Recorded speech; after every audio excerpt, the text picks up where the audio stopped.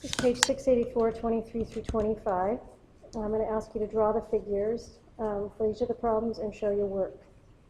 This will be a review of law of sines from chapter 12.4. I'm going to go ahead and do 23 with you to remind you all the ins and outs of law of sines, and then you can do 24 and 25 independently.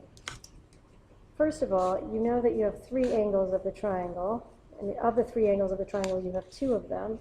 So if you use the triangle sum theorem, you could just simply go 180 degrees minus the 65 degrees minus the 45 degrees, which will give you 70 degrees. Go ahead and use your calculator to do that.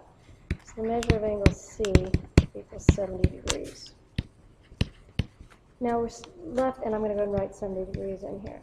We're left finding A and B, side A, side B, but we have enough information to do that because now we have sine C over C, and we'll go ahead and find A first. So we'll go sine A over A. Now we're going to substitute in values. So sine C is 70 degrees, C 16, so it's sine 70 degrees, sorry, equals, and then sine A, sine 65 degrees, over the A side, you don't know that. I'm going to ask you to use cross products.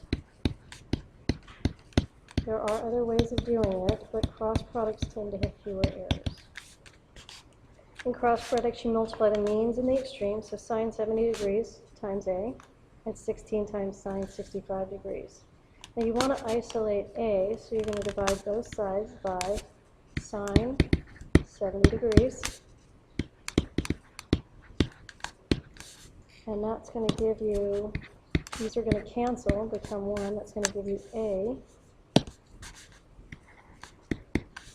And so now we're going to use our calculator to multiply 16 times sine 65 degrees. Please close the parenthesis after sine 65 degrees, divided by sine 70 degrees. And you're going to end up with A equaling approximately, change these to approximately, 15.43. Again, we had to round it off so it becomes approximate. So the length of side A is 15.43. Okay, now we're going to be finding the length of side B. And so to find side B, this is side A, let's just box it all off so we can find it. So the length of side B, now I'm going to go ahead and continue with sine C because it's 70 degrees. Nice and easy numbers to put in the calculator. So sine C over C. So instead of finding sine A, now I'm finding sine B. So V over B. Sine C over C is sine 70 degrees over 16. And then sine B is going to be sine 45 degrees over B. Again, we're going to use cross products. You can do it another way. There are other ways to solve these, but I think cross products has the fewest errors. So we've got sine 70 degrees times B. Plug that into our calculator. And we've got 16 times sine 45 degrees. And then you're going to divide, to isolate B, you're going to divide both sides by sine 70 degrees.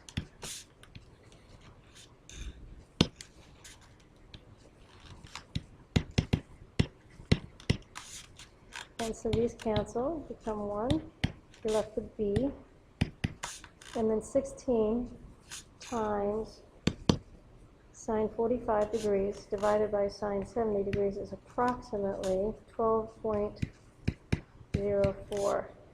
So the length of side B is around 12 400ths.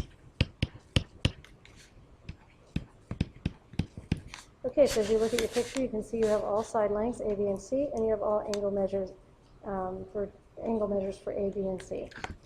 All right, you're going to go ahead and use what you learned here for numbers 24 and 25, and it should help you get ready for the quiz that you're going to take on this material as well. Before we finish this recording, though, I wanted to make sure we had one more thing pointed out to you.